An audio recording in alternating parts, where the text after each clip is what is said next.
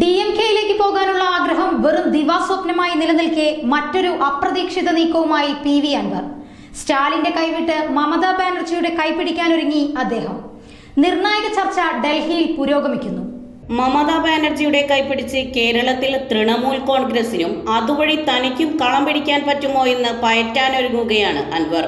ഇതിനുവേണ്ടിയുള്ള ചർച്ചകൾക്കായി കഴിഞ്ഞ ദിവസം ചെന്നൈ വഴി ഡൽഹിയിലേക്ക് പോയ PV അൻവർ രാജ്യതലസ്ഥാനത്താണ്. തൃണമൂലിന്റെ രാജ്യസഭാ കക്ഷി നേതാവ് Derek O'Brien, Sushmita Dev MP എന്നിവരുമായി ഇതിനോടകം അൻവർ ചർച്ചകൾ നടത്തിക്കഴിഞ്ഞു.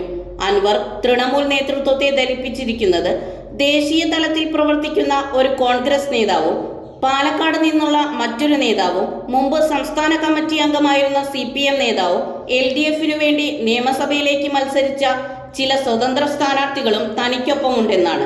ഒരാഴ്ചയ്ക്കുള്ളിൽ അന്തിമ തീരുമാനം അറിയിക്കാമെന്നാണ് ചർച്ചകൾ നടത്തിയ തൃണമൂൽ നേതാക്കൾ അൻവറിനോട് പറഞ്ഞിട്ടുള്ളത്. കാര്യങ്ങൾ അനുകൂലമാണെന്നും ശനിയാഴ്ചയോ തിങ്കളാഴ്ചയോ പ്രഖ്യാപനം ഉണ്ടാകുമെന്നും അൻവറിനോട് അടുപ്പമുള്ളവർ വിശ്വസിക്കുന്നു. കേരളത്തിന് പുറമെ തമിഴ്നാട്, കർണാടക, ലക്ഷദ്വീപ് എന്നിവിടങ്ങളിൽ പാർട്ടി രൂപീകരിച്ച് ശക്തിപ്പെടുത്താമെന്ന വാഗ്ദാനവും അൻവർ തൃണമൂൽ നേതൃത്വത്തിന്റെ മുന്നിൽ അറിയിച്ചു.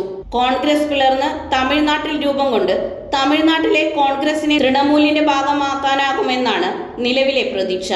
ജനതാദൾ NDAയുടെ ഭാഗമായതിനെ തുടർന്ന് സജീവ പ്രവർത്തനത്തിൽ നിന്ന് മാറി നിൽക്കുന്ന മൈസൂർ, മംഗലാപുരം, ബാംഗ്ലൂർ ഭാഗത്തു നിന്നുള്ള നേതാക്കളിൽ ചിലരുമായി അൻവർ സംസാരിച്ചിട്ടുമുണ്ട്. ശരത് പവാറിന്റെ NCPയുടെ മഹാരാഷ്ട്രയിലെ പതനത്തോടുകൂടി ലക്ഷദ്വീപിലുള്ള NCPയെയും ഒപ്പം കൂട്ടാനാകുമെന്നാണ് അൻവർ കരുതുന്നത്. തൃണമൂൽ ചെയർപേഴ്സണും പശ്ചിമ ബംഗാൾ മുഖ്യമന്ത്രിയുമായ മമതാ ബാനർജി കൂടി മുന്നിട്ടിറങ്ങിയാൽ ഇത്തരം നീക്കങ്ങളെല്ലാം വേഗത്തിൽ നടക്കുമെന്നാണ് അൻവറിന്റെ കണക്കുകൂട്ടൽ. DMK ചർച്ച സമയത്ത് തമിഴിൽ സംസാരിച്ച അൻവർ ഇനി ബംഗാളി ഭാഷയിൽ ഡയലോഗ് അടിക്കുമോ എന്നാണ് അണികൾ കാത്തിരിക്കുന്നത്. News desk, News 99.